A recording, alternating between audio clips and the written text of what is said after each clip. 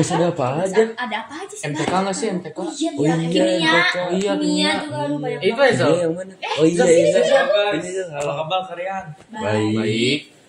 BTW tugas sejarah pada udah belum? Emang Sejarah yang mana? Yang kerajaan Kediri itu. Oh, udah udah belum? Belum, aku lupa. Yaudah mending kita cari info bareng-bareng aja, kita Boleh, kerjain boleh. bareng-bareng aja. Gas. Udah, Boleh, berarti ayo, ya. gas.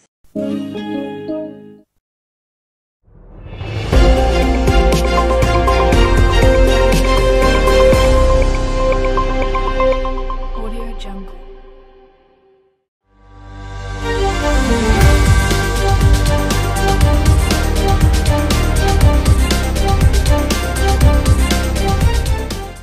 Pemirsa, ditemukan beberapa prasasti yang diduga berasal dari Kerajaan Kediri.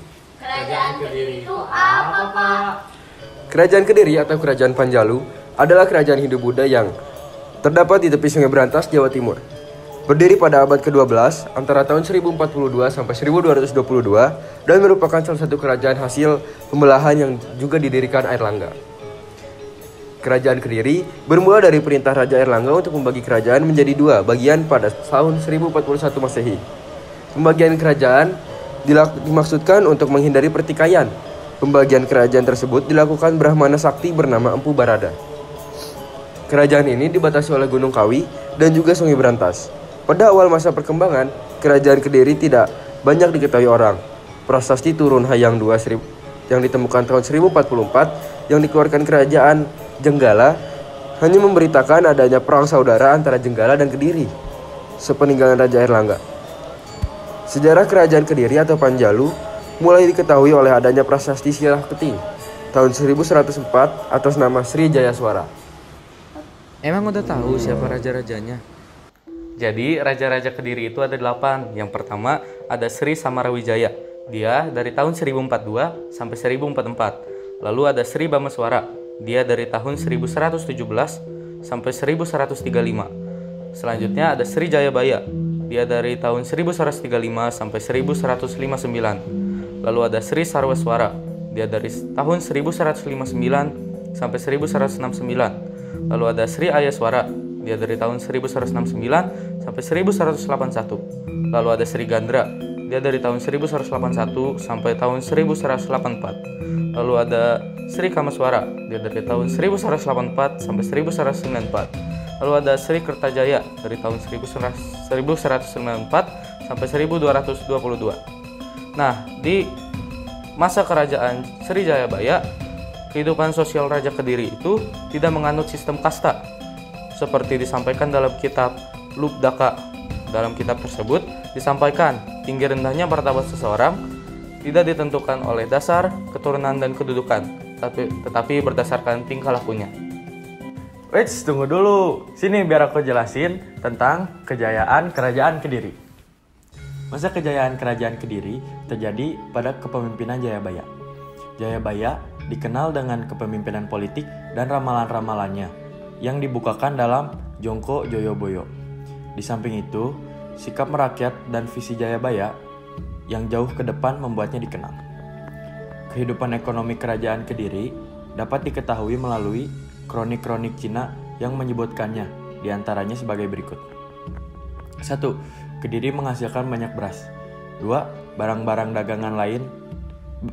dagangan lain yang laku di pasaran seperti emas, perak, daging, kayu cendana, pinang, dan gerabah.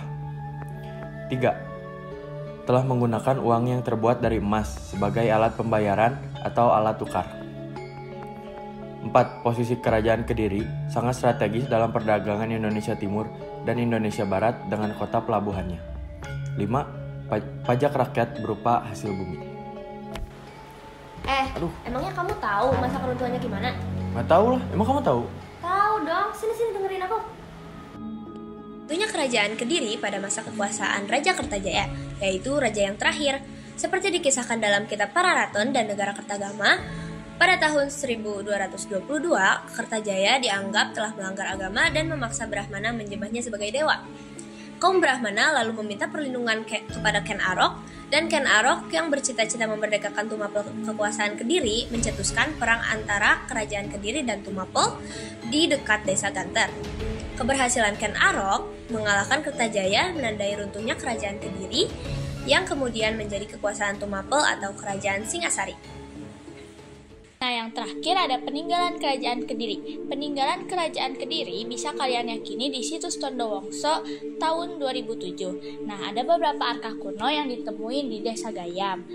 Kediri tersebut tergolong langka karena untuk pertama kalinya ditemuin patung Dewa Siwa Catur Muka atau biasa disebut bermuka empat. Nah, terus ada prasasti peninggalan kerajaan Kediri. Yang pertama ada prasasti Sirah Keting yang berisi pemberian hadiah pada rakyat oleh Raja Jayawarsa. Yang kedua, prasasti Tulung Agung dan Kertosono berisi masalah keagamaan yang ditulis Raja Bameswara. Yang ketiga, prasasti Ngantang menerangkan pemberian hadiah pada rakyat Ngantang yang berupa hadiahnya sebidang tanah yang telah dibebaskan pajaknya oleh Raja Jayabaya. Yang keempat, prasasti Jari memuat nama seperti Kebowaruga dan Tikus Jinada. Yang kelima alias yang terakhir ada prasasti Kamula menerangkan keberhasilan Raja Kertajaya memerangi musuh-musuhnya di Ketang. Nah, itu dia tentang peninggalan kerajaan Kediri. Dadah! Oh, jadi gitu. Keren banget ya kerajaan Kediri. Tapi kalian nyadar gak sih itu tadi semua mirip kita tahu? Iya.